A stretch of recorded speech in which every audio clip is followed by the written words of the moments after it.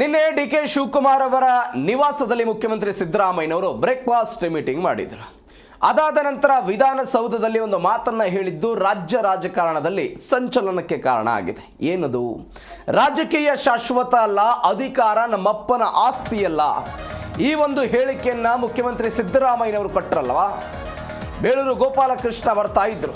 ಏನ್ ಸರ್, ತಿಂಡಿ ಚೆನ್ನಾಗಾಯ್ತಾ ಅಂತ ಪ್ರಶ್ನೆ ಕೇಳಿದ್ರು.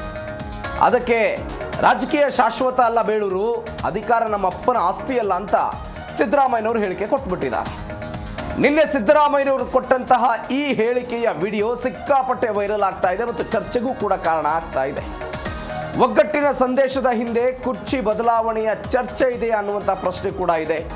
ಹಾಗಾದ್ರೆ ಮುಖ್ಯಮಂತ್ರಿ ಸಿದ್ದರಾಮಯ್ಯನವರು ಅಧಿಕಾರ ಬಿಟ್ಟು ಕೊಡುವ ಬಗ್ಗೆ ಸುಳಿವನ್ನೇನಾದರೂ ಕೊಟ್ರ ಅನ್ನುವಂತಹ ಪ್ರಶ್ನೆ ಇದೆ.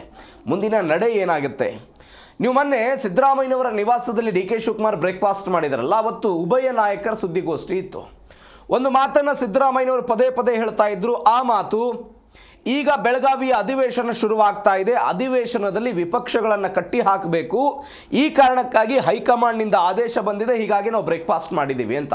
ಇದರರ್ಥ ವಿಧಾನಸಭೆಯ ಅಧಿವೇಶನದ ಸಮಯದಲ್ಲಿ ನಾವು ಸಿಕ್ಕಾಕೊಳ್ಬಾರ್ದು ಅನ್ನುವಂಥ ಒಂದು ಕಾರಣಕ್ಕಾಗಿಯೇ ಉಭಯ ನಾಯಕರ ನಡುವೆ ಭಿನ್ನಾಭಿಪ್ರಾಯಗಳು ಇಲ್ಲ ಅನ್ನುವ ಮೆಸೇಜನ್ನು ಈ ಕ್ಷಣಕ್ಕೆ ಕೊಡೋಕೆ ಪ್ರಯತ್ನ ಮಾಡ್ತಿದ್ದಾರಾ, ಅಥವಾ ಇದು ಅಧಿವೇಶನ ಮುಗಿದ ನಂತರ ಮತ್ತೆ ಕಂಟಿನ್ಯೂ ಆಗುತ್ತಾ? ಇದು ಸದ್ಯಕ್ಕಿರುವಂತಹ ಕುತೂಹಲ.